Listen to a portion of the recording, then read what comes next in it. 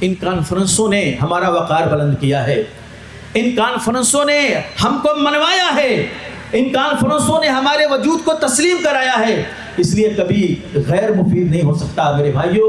اس کی نافیت کل بھی مسلم تھی، آج بھی مسلم ہے اور کل بھی مسلم رہے گی انشاءاللہ الرحمن۔ بسم اللہ الرحمن الرحیم۔ السلام علیکم ورحمۃ اللہ وبرکاتہ۔ الحمدللہ رب العالمین والعاقبۃ للمتقین والصلاة والسلام علی اشرف الانبیاء والمرسلین۔ صوبائی جمعیت اہل حدیث ممبئی کی اس موقر کانفرنس میں آپ تمام علماء کرام، خطباء اعظام، سامعین، حاضرین اور با پردہ خواتین کا استقبال ہے۔ اللہ تعالیٰ آپ حضرات کے آنے کو، بیٹھنے کو قبول فرمائے اور آج کے اس کانفرنس سے زیادہ مستفید ہونے کی توفیق عطا فرمائے۔ صوبائی جمعیت اہل حدیث ممبئی، جمعیت اہل حدیث ٹرسٹ منڈی اور جمعیت اہل حدیث کلولی کے اشتراک سے آج کی یہ موقر کانفرنس بعنوان اسلام اور رواداری زیر صدارت فیض الشیخ اصغر علی امام مہدی سلفی حفظہ اللہ، امیر مرکزی جمعیت اہل حدیث ہند منعقد ہو رہی ہے۔ حضرات گرامی قدر، اسلام دین فطرت اور انسانی قدروں کا نگہبان ہے۔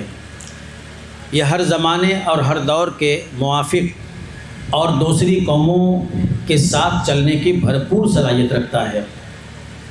یہ انسانی ہمدردی، احترام جان و مال، محبت و رافت، حلم و بردباری، عفو درگزر، صبر و برداشت، مصالحت و مفاہمت، نرمی و شفقت کا داعی ہے۔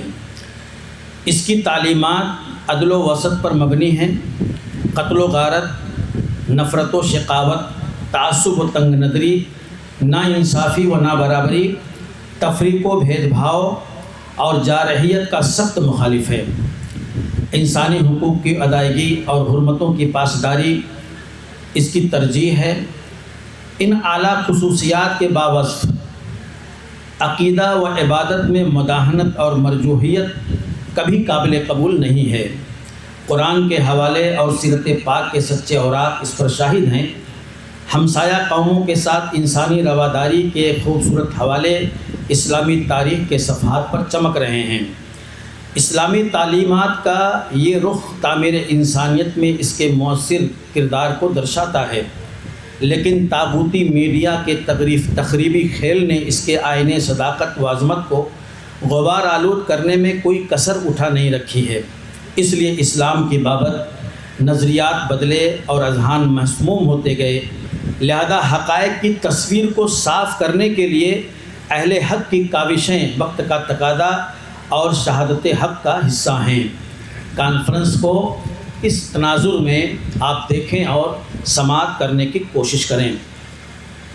حاضرین گرامی قدر، اجتماع، جلسہ، کانفرنس یہ ذریعہ دعوت ہے اور یہ کل بھی مفید تھا، آج بھی مفید ہے اور آئندہ بھی مفید رہے گا۔ جہاں اللہ و رسول کی بات ہو رہی ہو، کتاب و سنت کا جہاں سے پیغام نشر ہو رہا ہو، وہ ہمیشہ ہمارے دل کی آواز ہونی چاہیے، اس کا ہمیں انتظار ہونا چاہیے۔ اور آج بھی ایک بڑی تعداد ایسی ہے جو کانفرنسوں پر، جلسوں پر اور اجتماعات پر یقین رکھتی ہے۔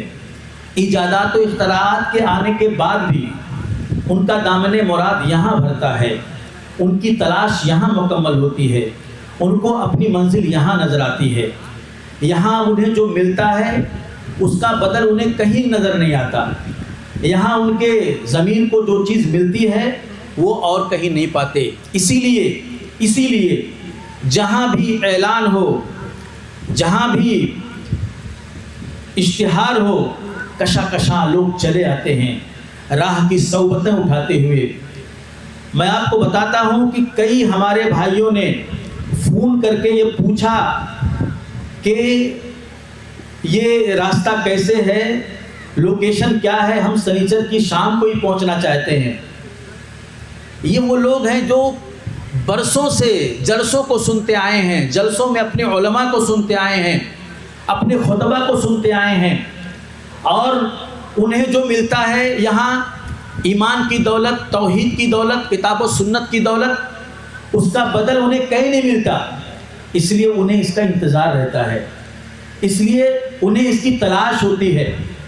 اور تاریخ پڑھیے آپ، ان جلسوں نے کتاب و سنت کی آواز کو بلند کیا ہے، ان کانفرنسوں نے کتاب و سنت کے منہج کو پھیلایا ہے.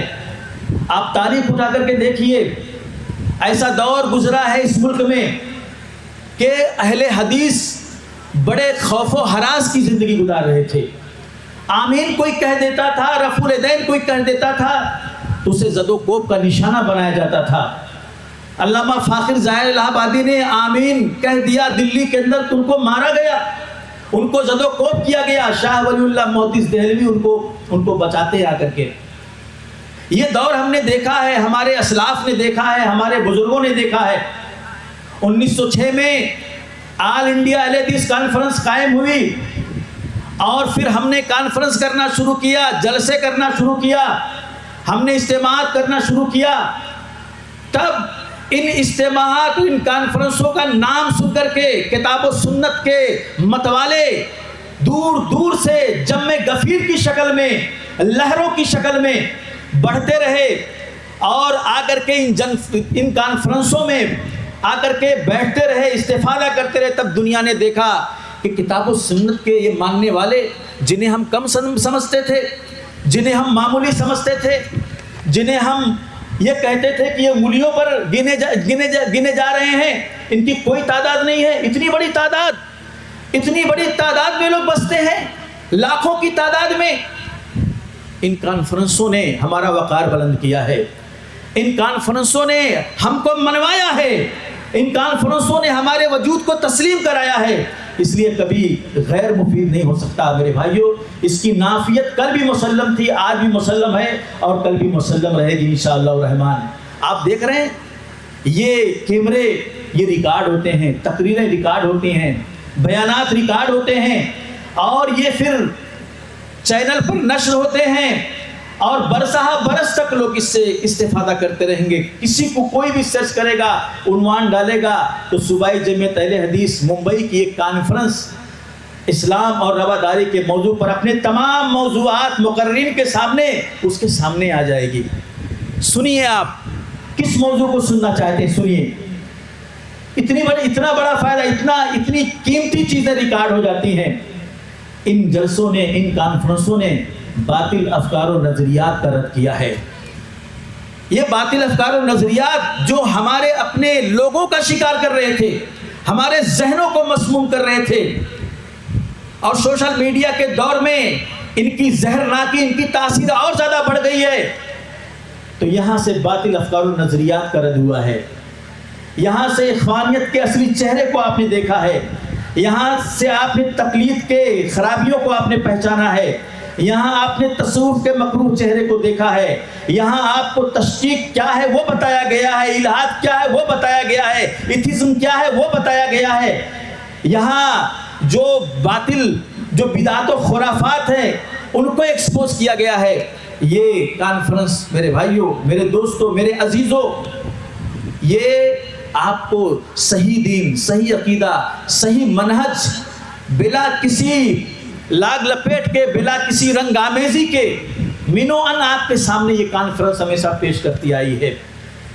تو ان کانفرنسوں کی اہمیت کو آپ سمجھیں اور ان کو آباد کریں، ان کو کامیاب کریں. یہاں علم کی دولت آپ کو ملتی ہے، یہاں سے منہج کی دولت آپ کو ملتی ہے۔